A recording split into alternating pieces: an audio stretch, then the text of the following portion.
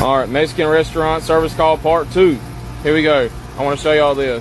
This is just something to be looking at when you service this type of equipment.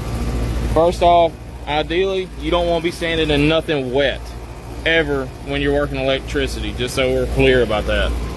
Then the next thing, we're going to see if this will tighten up, because it looked like it was loose, and I didn't want to, it took me a few minutes to sit there and wait on it and everything for the video to load, but let's see if I can get my, man, the thing just shaking so much. So it seems pretty tight there. We got a little bit of a turn there.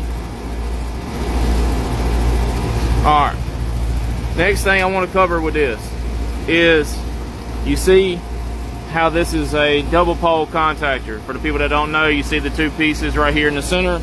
I'll point it out to you. Right here and right here. Two things about that contactor. First thing is it's really safe. If there's no power going to that switch from the thermostat, it won't engage. The bottom side will have electricity, the top side won't. But because of that, it also has a negative aspect to it. Normally, if you have an electrical motor or any electrical component that runs on 220, 240 volts, normally one side is always going to that component, and it typically makes that component last longer. But it's just not quite as safe, because if you got main power going to the unit, there is electricity flowing everywhere in that system, so you have to be very careful working on it. The next thing I'm going to look at is I want to see kind of what the head pressure is. I noticed that motor was changed, right? So we talked about that in the last one. Now, because that motor's been changed, I can assume that it's either a different RPM motor, a different horsepower motor. A universal motor doesn't necessarily always, is not always the same. So, you know, we'll check the pressures and we'll check the refrigerant in the system. You know, a lot of times when they put the wrong size motor on, that copper, the small copper line will be really, really hot, because it doesn't remove enough air across the coil.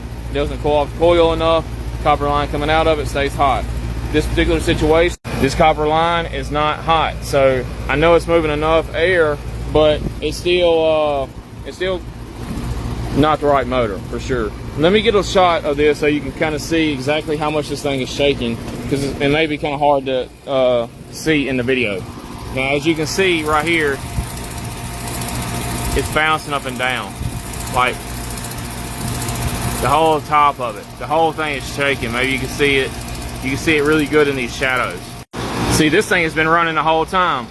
I didn't do the service work here. I didn't do the maintenance work here. Don't judge me. I don't do bad work like this. But I'm just trying to show you that it doesn't typically shake.